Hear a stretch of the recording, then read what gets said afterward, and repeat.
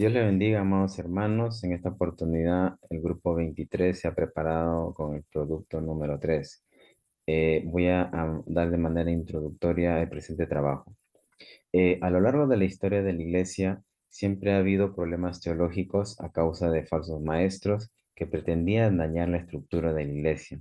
Es por eso que el presente trabajo trata de identificar justamente estas posibles herejías o desviaciones teológicas a la luz de las cartas generales, como son las de primera, segunda y tercera de Juan, como también de Judas.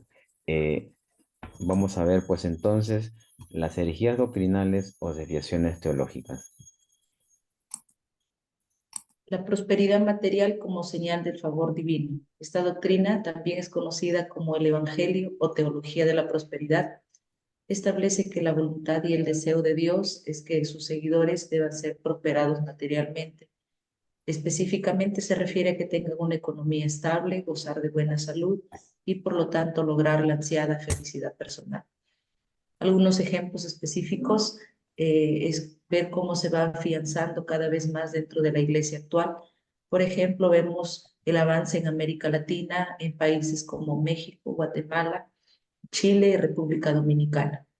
A la luz de la palabra, cuando nosotros analizamos esta doctrina, encontramos en el libro de Juan, en el capítulo 4, él haciendo mención y advirtiéndonos a la vez, dice, porque muchos falsos profetas han salido al mundo, lo cual nos hace referencia que aunque estos hombres mencionen a Dios dentro de sus doctrinas, seguimos confiando y sabiendo de que sus discursos ya no vienen por parte de Dios, sino que lo que hacen es distorsionar la sana enseñanza que nos dejó Jesucristo. El relativismo doctrinal afirma que en la doctrina religiosa no hay verdad absoluta y que todas las opiniones y creencias son válidas. En la Iglesia actual se manifiesta afirmando que las grandes verdades de Dios son inalcanzables para entender en su plenitud, que cada persona tiene su propia creencia, punto de vista y es válido. Sin embargo, no hay una verdad absoluta. Además, lo que se conoce de Dios depende del contexto en el que se vive. Aplicación de los principios de las epístolas de Juan y Judas. ¿Cómo conocerlos? Ellos estarán encubiertamente en medio del pueblo de Dios, caracterizados por ser murmuradores, divisionistas, practicar pecados morales, no respetar la autoridad e incluso la celestial, y andarán en sus propios deseos sacando provecho de los demás. Juan afirma que hay una verdad doctrinal y exhorta a permanecer en dicha verdad. Asimismo, afirma que el amor es necesario entre los miembros de la Iglesia frente a la aparición de los engañadores y aconseja a no recibir a los tales. Judas aconseja contender ardientemente contra las falsas enseñanzas. El universalismo teológico se considera una rama del cristianismo liberal. Esta corriente propone que la salvación es universal, es decir, que todos serán salvos, haciendo hincapié en el atributo del amor de Dios.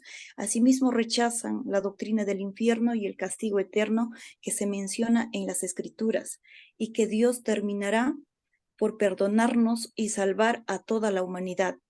En la actualidad se manifiesta sosteniendo que los sufrimientos del infierno no son punitivos ni eternos, sino correctivos, restauradores, purificadores y de duración limitada, y expresando que la salvación ya está dada para todos. El apóstol Juan insta que no debemos creer a cualquier espíritu, sino antes analizarlo a la luz de la palabra. Judas, por su parte, advierte y enseña que los falsos maestros tuercen y corrompen la verdad. Acomodación cultural extrema en contexto religioso. Bueno, esto se refiere a la adaptación o asimilación de la Iglesia con respecto a su doctrina, enseñanza, contexto cultural, o también puede ser combinación de tradiciones o rudimentos. También se puede definir como la combinación de estrategias eclesiásticas, convivencias del mundo con la finalidad de llamar personas, entre comillas, al reino de Dios. Ahora bien, si queremos hablar sobre acomodación cultural extrema, sería la adaptación o aceptación a la iglesia cristiana de prácticas del mundo, cambios con respecto a los principios de la Biblia y rebajar los límites de pureza y celo por la verdad.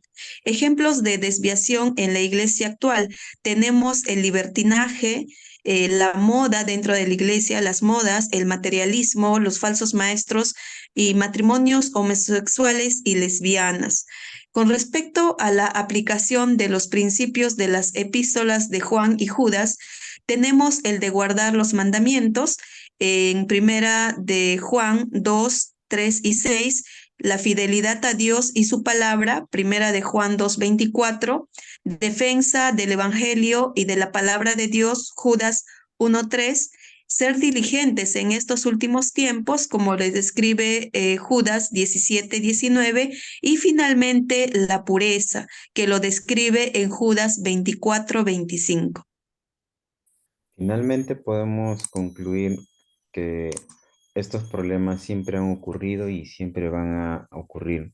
Es por ello que debemos abordar continuamente las herejías o desviaciones teológicas a la luz de las Sagradas Escrituras, pues en este caso las cartas de primera, segunda y tercera de Juan y Judas, para así de esta forma poder preservar la sana doctrina de nuestra iglesia, ¿no?